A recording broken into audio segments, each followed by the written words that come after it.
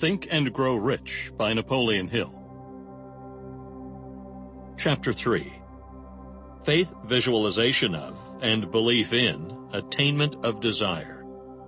The second step toward riches. Faith is the head chemist of the mind.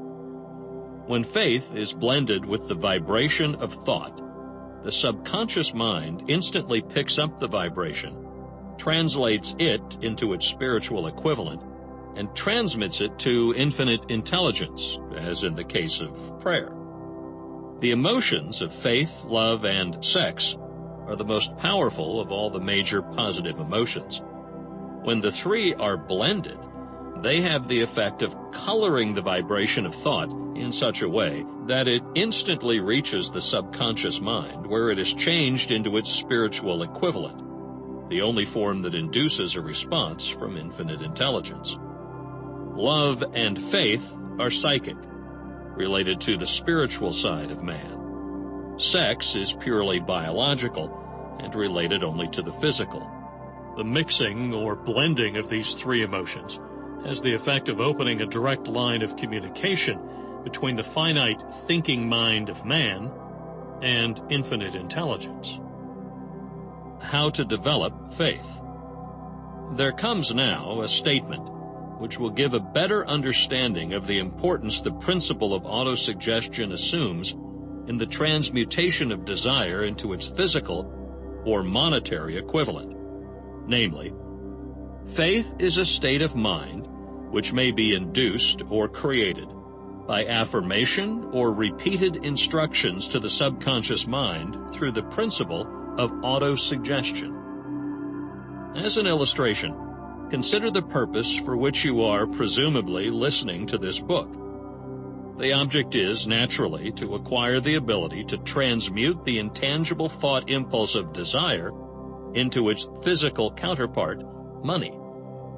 By following the instructions laid down in the chapters on autosuggestion and the subconscious mind, as summarized in the chapter on autosuggestion, you may convince the subconscious mind that you believe you will receive that for which you ask, and it will act upon that belief which your subconscious mind passes back to you in the form of faith, followed by definite plans for procuring that which you desire. The method by which one develops faith, or it does not already exist, is extremely difficult to describe, almost as difficult, in fact, as it would be to describe the color of red to a blind man who has never seen color and has nothing with which to compare what you describe to him. Faith is a state of mind which you may develop at will after you have mastered the 13 principles, because it is a state of mind which develops voluntarily through application and use of these principles. Repetition of affirmation of orders to your subconscious mind is the only known method of voluntary development of the emotion of faith.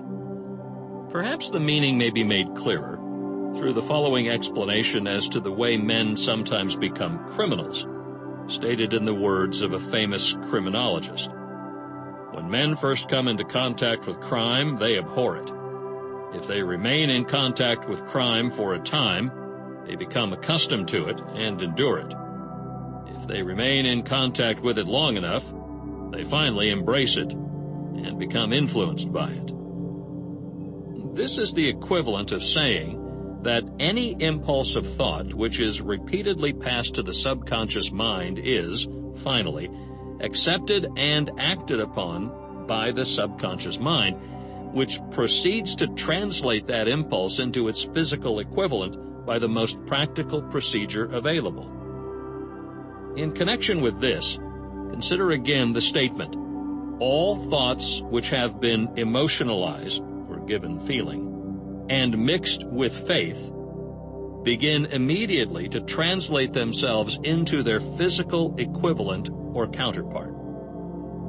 The emotions, or the feeling portion of thoughts, are the factors which give thoughts vitality, life, and action.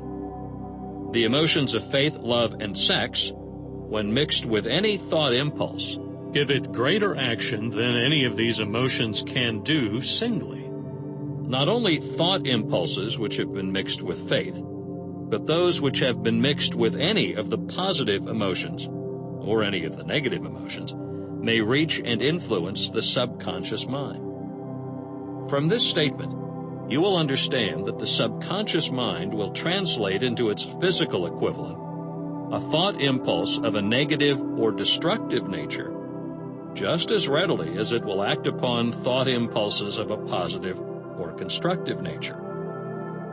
This accounts for the strange phenomenon which so many millions of people experience, referred to as misfortune or bad luck.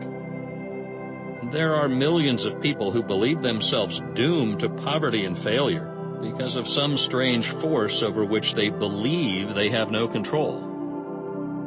They are the creators of their own misfortunes because of this negative belief, which is picked up by the subconscious mind and translated into its physical equivalent. This is an appropriate place at which to suggest again that you may benefit by passing on to your subconscious mind any desire which you wish translated into its physical or monetary equivalent in a state of expectancy or belief that the transmutation will actually take place. Your belief, or faith, is the element which determines the action of your subconscious mind.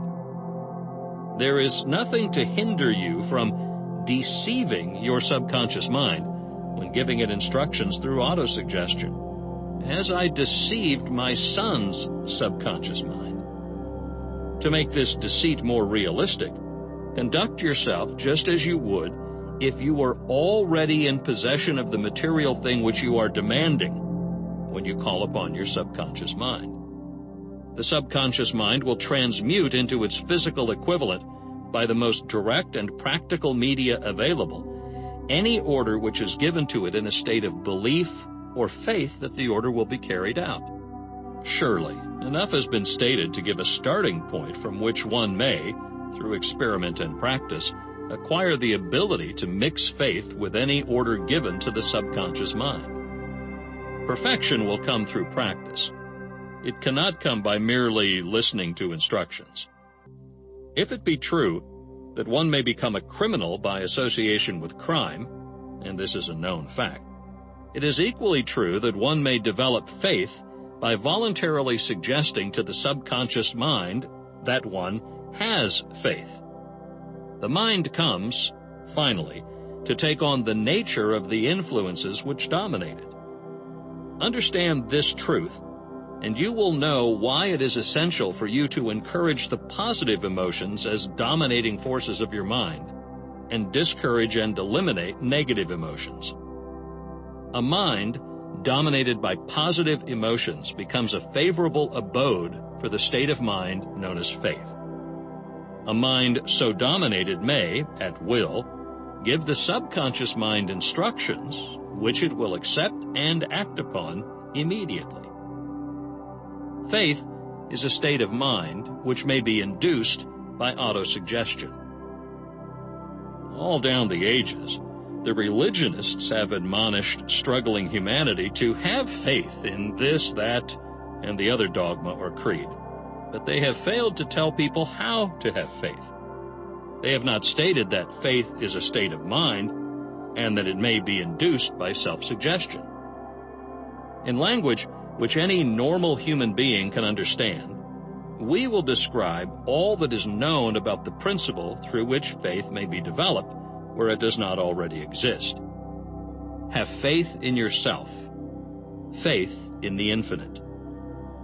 Before we begin, you should be reminded again that faith is the eternal elixir which gives life, power, and action to the impulse of thought.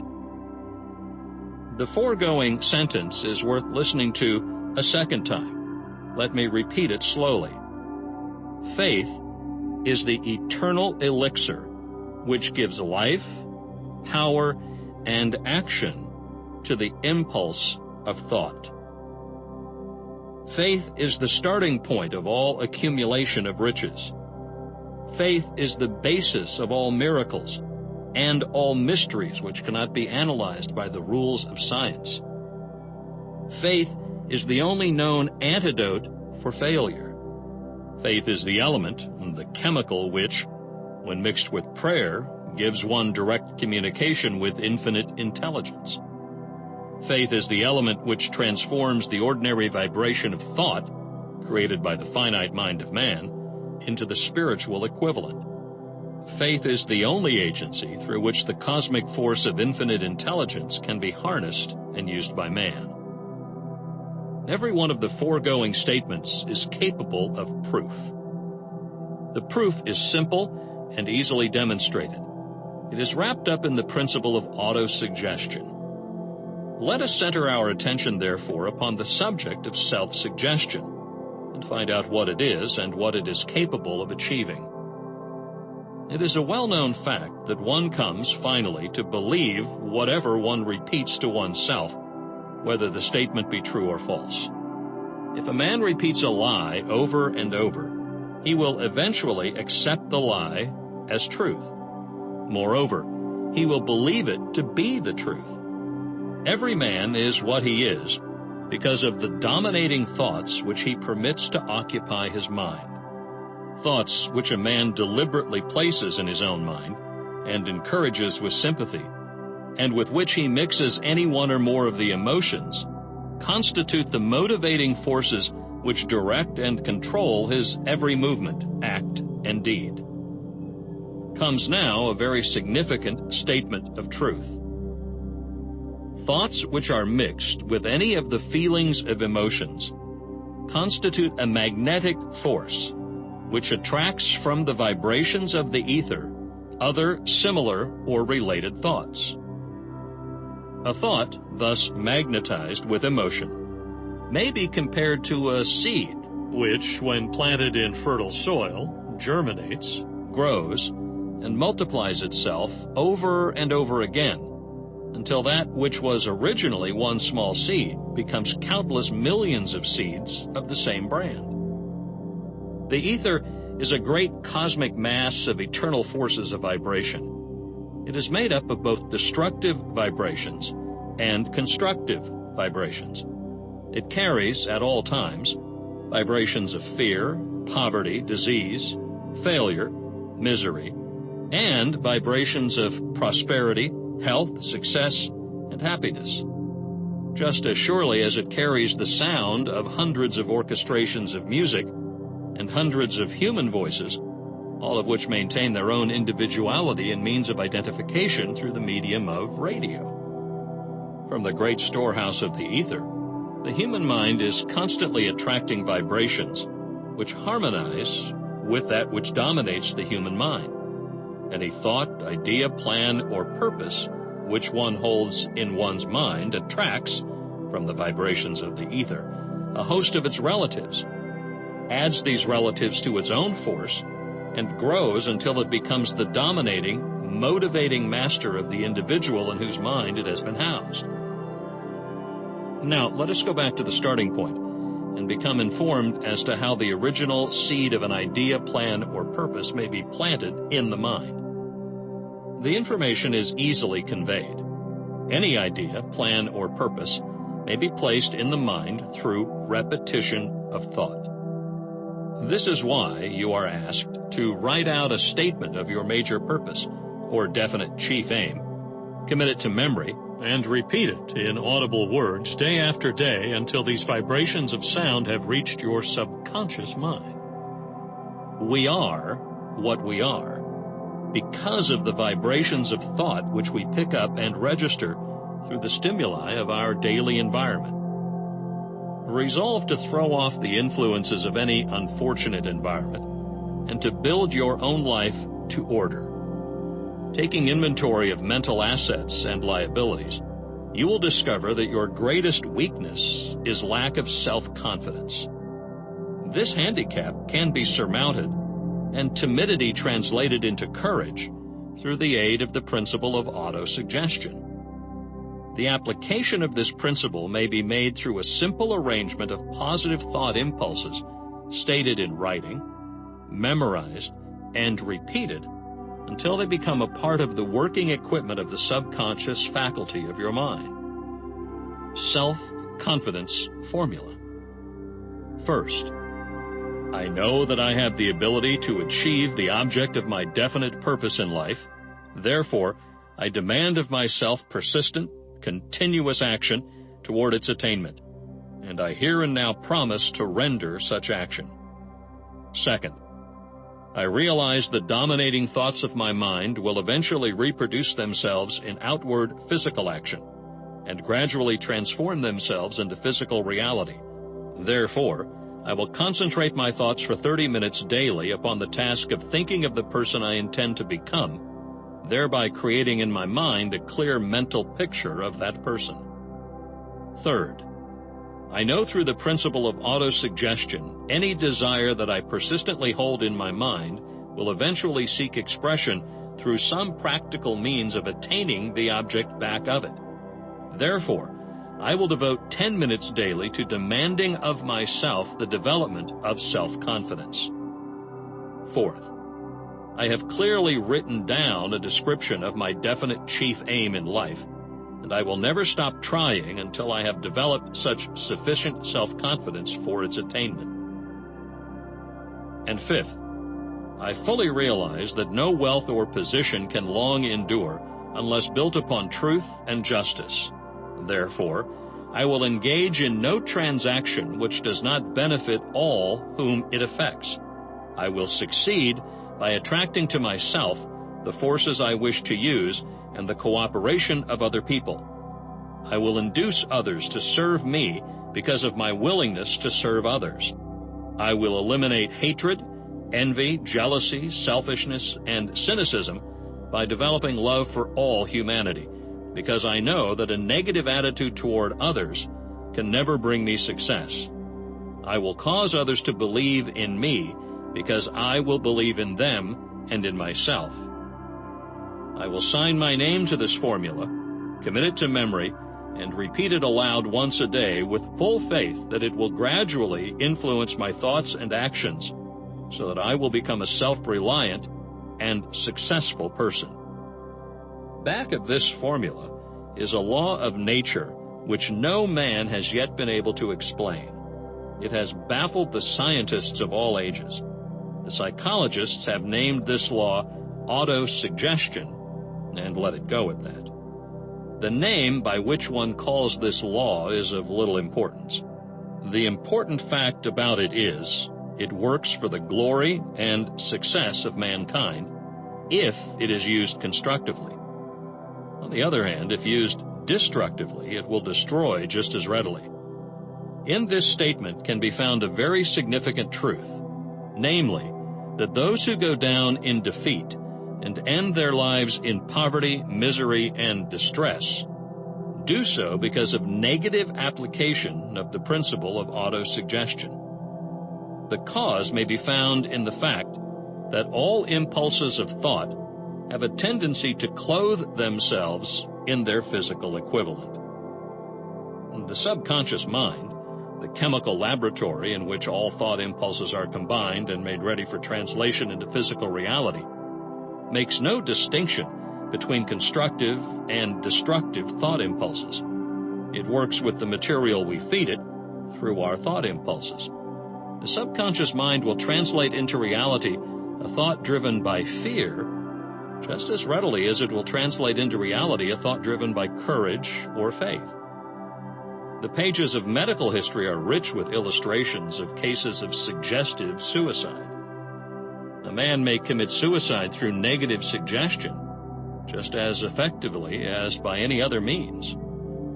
In a Midwestern city, a man by the name of Joseph Grant, a bank official, borrowed a large sum of the bank's money without the consent of the directors.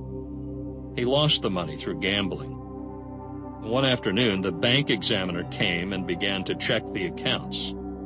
Grant left the bank, took a room in a local hotel, and when they found him 3 days later, he was lying in bed wailing and moaning, repeating over and over these words, "My God, this will kill me. I cannot stand the disgrace." In a short time, he was dead. The doctors pronounced the case one of mental suicide.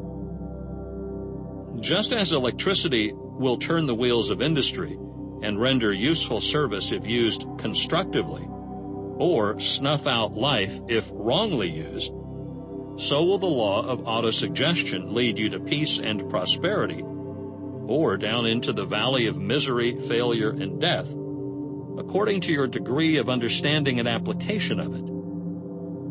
If you will fill your mind with fear, doubt, and unbelief in your ability to connect with and use the forces of infinite intelligence, the law of autosuggestion will take this spirit of unbelief and use it as a pattern by which your subconscious mind will translate it into its physical equivalent.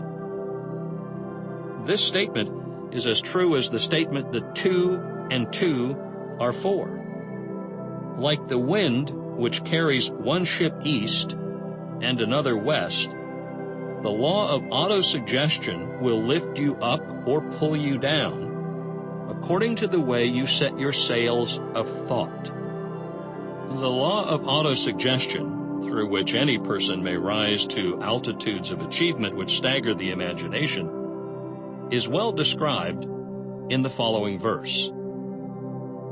If you think you are beaten, you are. If you think you dare not, you don't. If you like to win, but you think you can't, it's almost certain you won't.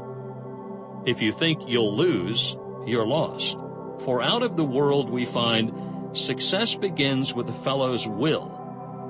It's all in the state of mind. If you think you are outclassed, you are. You've got to think high to rise. You've got to be sure of yourself before you can ever win a prize. Life's battles don't always go to the stronger or faster man. But soon or late, the man who wins is the man who thinks he can.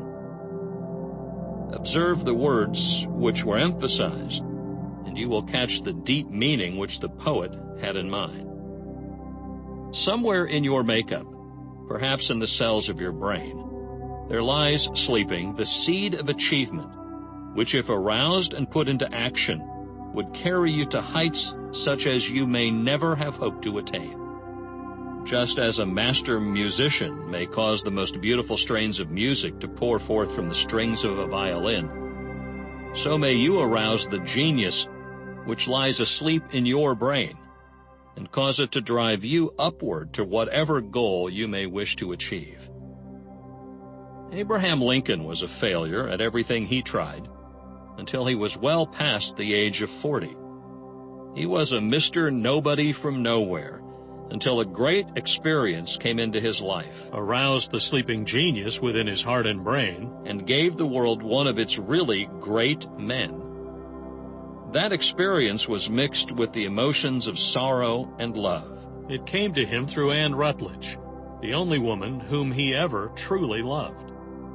It is a known fact that the emotion of love is closely akin to the state of mind known as faith, and this for the reason that love comes very near to translating one's thought impulses into their spiritual equivalent.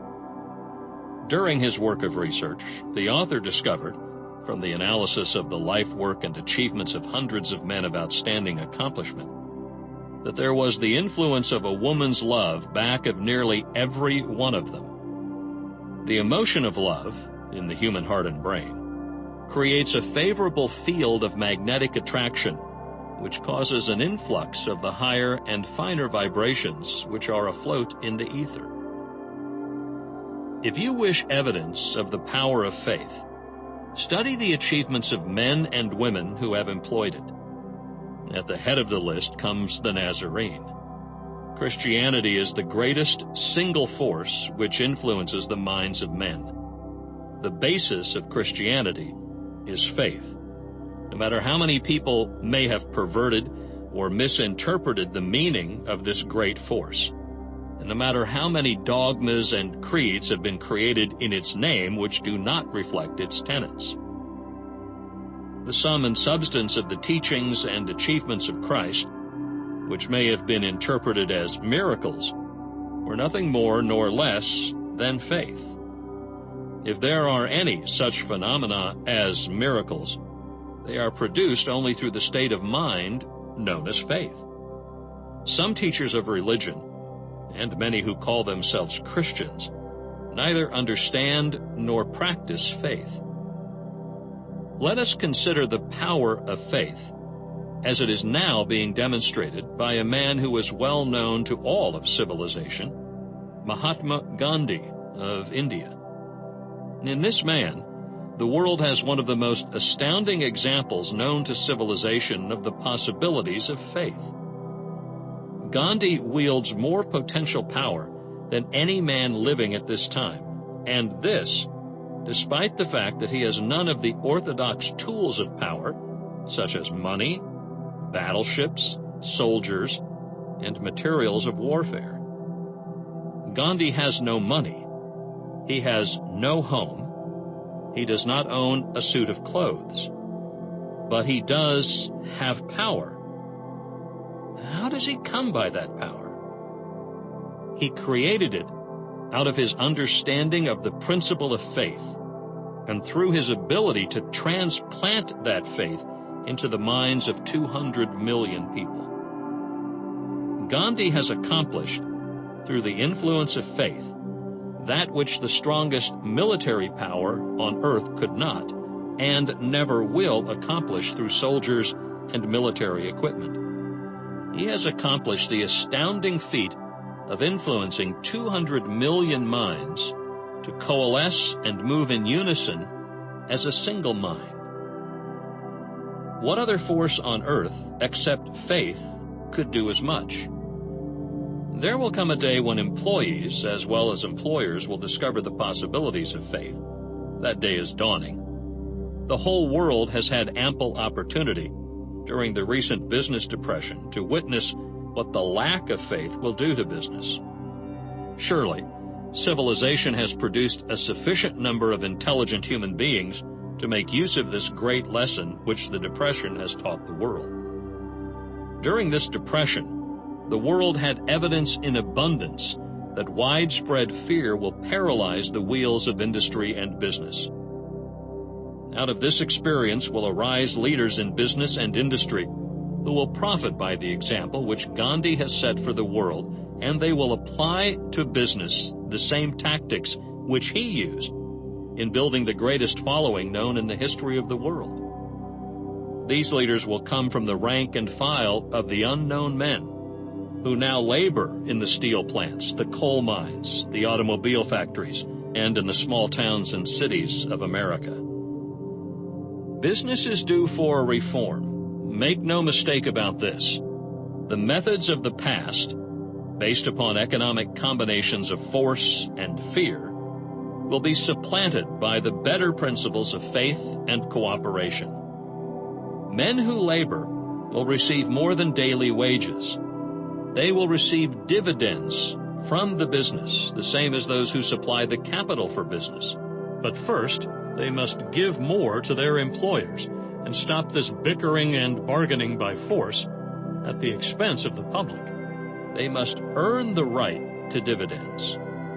Moreover, and this is the most important thing of all, they will be led by leaders who will understand and apply the principles employed by Mahatma Gandhi. Only in this way may leaders get from their followers the spirit of full cooperation, which constitutes power in its highest and most enduring form. This stupendous machine age in which we live, and from which we are just emerging, has taken the soul out of men. Its leaders have driven men as though they were pieces of cold machinery. They were forced to do so by employees who have bargained at the expense of all concerned to get and not to give. The watchword of the future will be human happiness and contentment. And when this state of mind shall have been attained, the production will take care of itself more effectively than anything that has ever been accomplished where men did not and could not mix faith and individual interest with their labor. Because of the need for faith and cooperation in operating business and industry, it will be both interesting and profitable to analyze an event which provides an excellent understanding of the method by which industrialists and businessmen accumulate great fortunes by giving before they try to get. The event chosen for this illustration dates back to 1900, when the United States Steel Corporation was being formed. As you hear the story, keep in mind these fundamental facts, and you will understand how ideas have been converted into huge fortunes. First, the huge United States Steel Corporation was born in the mind of Charles M. Schwab in the form of an idea he created through his imagination. Second, he mixed faith with his idea. Third, he formulated a plan for the transformation of his idea into physical and financial reality. Fourth, he put his plan into action with his famous speech at the University Club. Fifth, he applied and followed through on his plan with persistence and backed it with firm decision until it had been fully carried out. And sixth, he prepared the way for success by a burning desire for success. If you are one of those who have often wondered how great fortunes are accumulated, this story of the creation of the United States Steel Corporation will be enlightening. If you have any doubt that men can think and grow rich, this story should dispel that doubt, because you can plainly see in the story of the United States Steel the application of a major portion of the 13 principles described in this book. This astounding description of the power of an idea was dramatically told by John Lovell in the New York World Telegram, with whose courtesy it is here reprinted. A pretty after-dinner speech for $1 billion. When on the evening of December 12, 1900, some 80 of the nation's financial nobility gathered in the banquet hall of the University Club on Fifth Avenue to do honor to a young man from out of the West, not half a dozen of the guests realized they were to witness the most significant episode in American industrial history. J. Edward Simmons and Charles Stewart Smith, their hearts full of gratitude for the lavish hospitality bestowed on them by Charles M. Schwab during a recent visit to Pittsburgh, had arranged the dinner to introduce the 38-year-old steel man to Eastern Banking Society. But they didn't expect him to stampede the convention. They warned him, in fact, that the bosoms within New York's stuffed shirts would not be responsive to oratory, and that, if he didn't want to bore the Stillmans, the Harrimans, and the Vanderbilts, he had better limit himself to 15 or 20 minutes of polite vaporings and let it go at that. Even John Pierpont Morgan, sitting on the right hand of Schwab, as became his imperial dignity, intended to grace the banquet table with his presence only briefly, and so far as the press and public were concerned, the whole affair was of so little moment that no mention of it found its way into print the next day. So the two hosts and their distinguished guests ate their way through the usual 7 or 8 courses. There was little conversation, and what there was of it was restraint. Few of the bankers and brokers had met Schwab, whose career had flowered along the banks of the Monongahela, and none knew him well. But before the evening was over, they, and with them Money Master Morgan, were to be swept off their feet, and $1 billion baby, the United States Steel Corporation, was to be conceived. It is perhaps unfortunate for the sake of history that no record of Charlie Schwab's speech at the dinner was ever made. He repeated some parts of it at a later date during a similar meeting of Chicago bankers, and still later, when the government brought suit to dissolve the Steel Trust, he gave his own version from the witness stand of the remarks that stimulated Morgan into a frenzy of financial activity. It is probable, however, that it was a homely speech, somewhat ungrammatical, for the niceties of language never bothered Schwab, full of epigram and threaded with wit. But aside from that, it had a galvanic force and effect upon the 5 billions of estimated capital that was represented by the diners. After it was over, and the gathering was still under its spell, although Schwab had talked for 90 minutes, Morgan led the orator to a recessed window where, dangling their legs from the high uncomfortable seat, they talked for an hour more. The magic of the Schwab personality had been turned on full force, but what was more important and lasting was the full-fledged, clear-cut program he laid down for the aggrandizement of steel. Many other men had tried to interest Morgan in slapping together a steel trust after the pattern of the biscuit, wire and hoop, sugar, rubber, whiskey, oil, or chewing gum combinations. John W. Gates, the gambler, had urged it, but Morgan distrusted him. The Moore boys, Bill and Jim, Chicago stock jobbers, who had glued together a match trust, and the Cracker Corporation had urged it and failed. Albert H. Gray, the sanctimonious country lawyer, wanted to foster it, but he wasn't big enough to be impressive. Until Schwab's eloquence took J.P. Morgan to the heights from which he could visualize the solid results of the most daring financial undertaking ever conceived, the project was regarded as a delirious dream of easy money crackpots.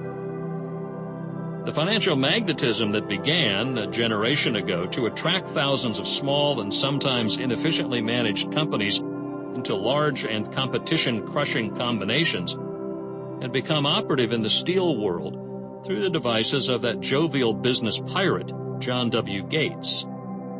Gates already had formed the American Steel and Wire Company out of a chain of small concerns, and together with Morgan had created the Federal Steel Company. The National Tube and American Bridge Companies were two more Morgan concerns, and the Moore brothers had forsaken the match and cookie business to form the American Group, tin plate, steel hoop, sheet steel, and the National Steel Company. But by the side of Andrew Carnegie's gigantic vertical trust, a trust owned and operated by 53 partners, those other combinations were picayune. They might combine to their heart's content, but the whole lot of them couldn't make a dent in the Carnegie organization, and Morgan knew it. The eccentric old Scot knew it too. From the magnificent heights of Skybo Castle, he had viewed, first with amusement and then with resentment, the attempts of Morgan's smaller companies to cut into his business. When the attempts became too bold, Carnegie's temper was translated into anger and retaliation. He decided to duplicate every mill owned by his rivals.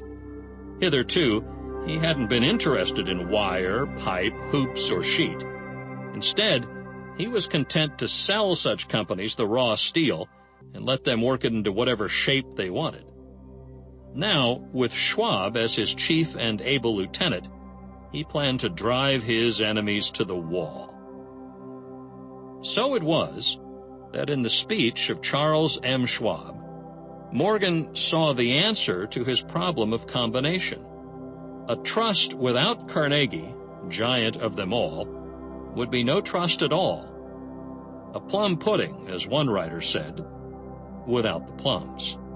Schwab's speech on the night of December 12, 1900, undoubtedly carried the inference, though not the pledge, that the vast Carnegie enterprise could be brought under the Morgan tent.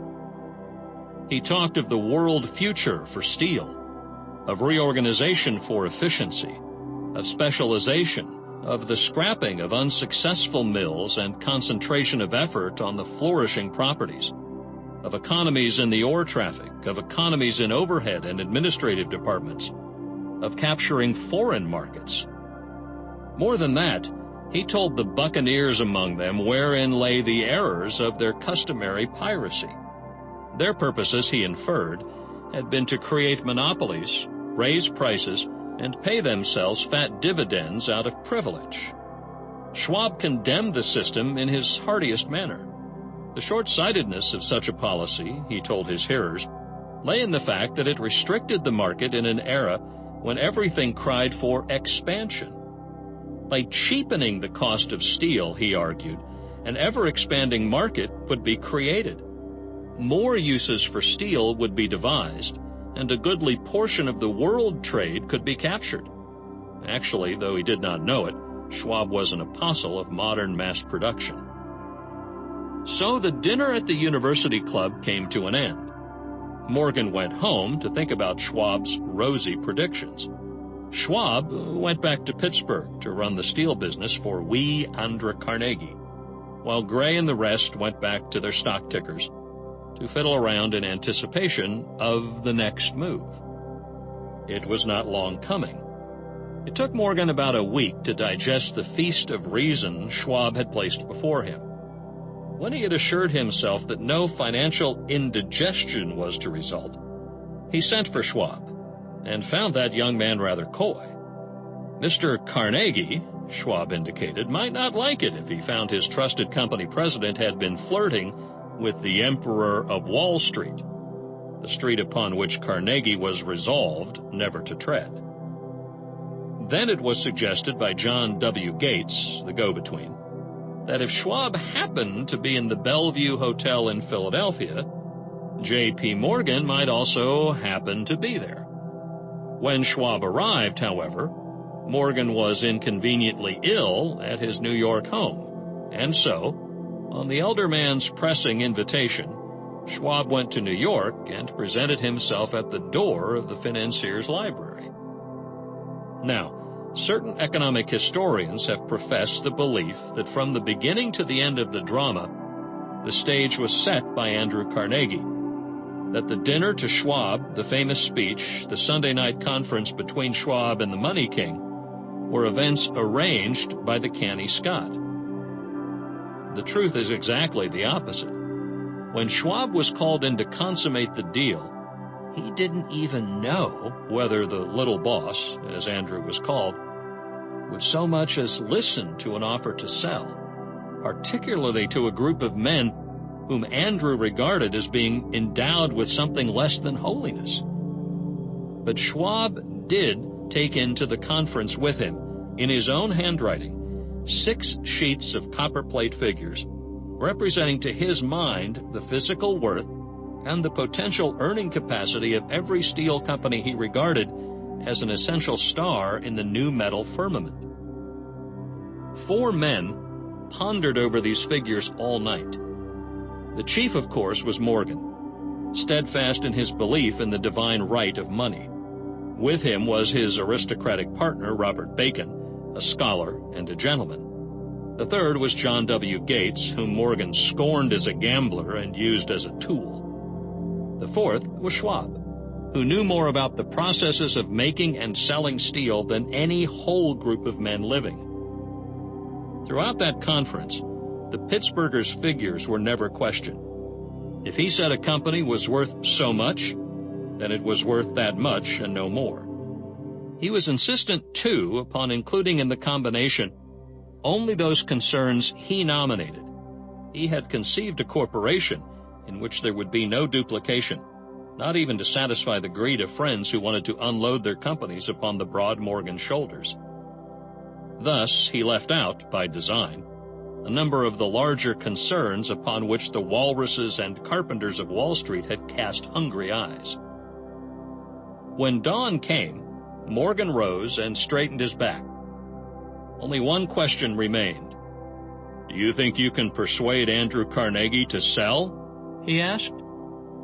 "I can try," said Schwab. "If you can get him to sell, I will undertake the matter," said Morgan. So far, so good. But would Carnegie sell?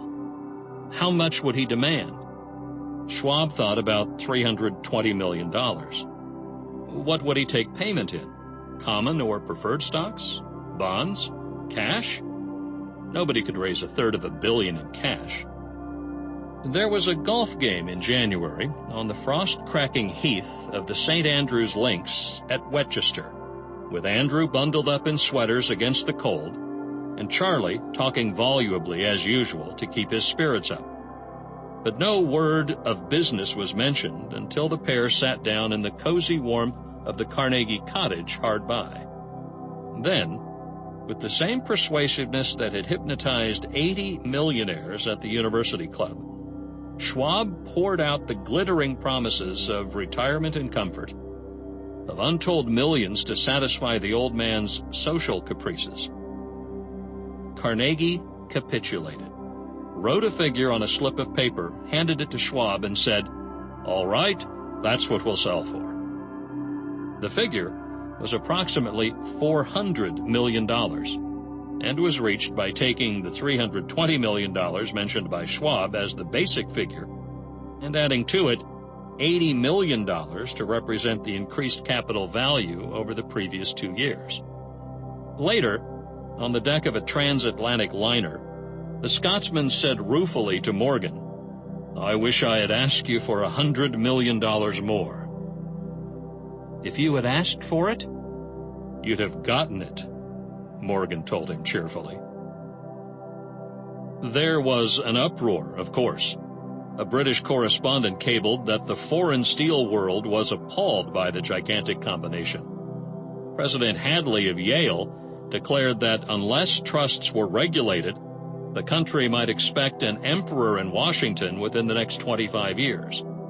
But that able stock manipulator, Keene, went at his work of shoving the new stock at the public so vigorously that all the excess water, estimated by some at nearly $600 million, was absorbed in a twinkling. So Carnegie had his millions, and the Morgan Syndicate had $62 million for all its trouble, and all the boys from Gates to Gary had their millions. The 38-year-old Schwab had his reward. He was made president of the new corporation and remained in control until 1930.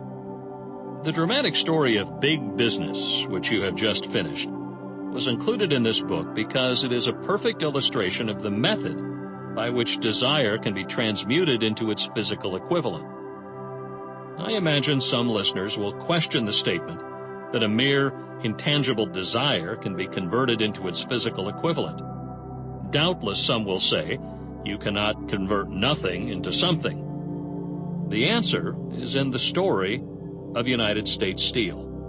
That giant organization was created in the mind of one man.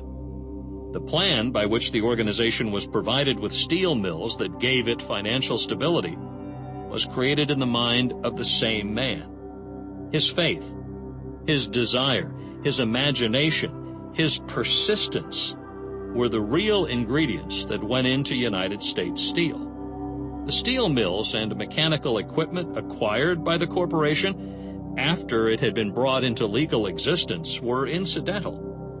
But careful analysis will disclose the fact that the appraised value of the properties acquired by the corporation increased in value by an estimated $600 million by the mere transaction which consolidated them under one management. In other words, Charles M. Schwab's idea, plus the faith with which he conveyed it to the minds of J.P. Morgan and the others, was marketed for a profit of approximately $600 million. Not an insignificant sum for a single idea. What happened to some of the men who took their share of the millions of dollars profit made by this transaction is a matter with which we are not now concerned. The important feature of the astounding achievement is that it serves an unquestionable evidence of the soundness of the philosophy described in this book, because this philosophy was the warp and the woof of the entire transaction. Moreover, the practicability of the philosophy has been established by the fact that United States Steel Corporation prospered and became one of the richest and most powerful corporations in America, employing thousands of people, developing new uses for steel, and opening new markets, thus proving that the $600 million in profit which the Schwab idea produced was earned. Riches begin in the form of thought. The amount is limited only by the person in whose mind the thought is put into motion. Faith removes limitations. Remember this when you are ready to bargain with life for whatever it is that you ask as your price for having passed this way. Remember also that the man who created the United States Steel Corporation was practically unknown at the time. He was merely Andrew Carnegie's Man Friday until he gave birth to his famous idea. After that, he quickly rose to a position of power, fame, and riches. There are no limitations to the mind except those we acknowledge. Both poverty and riches are the offspring of thought.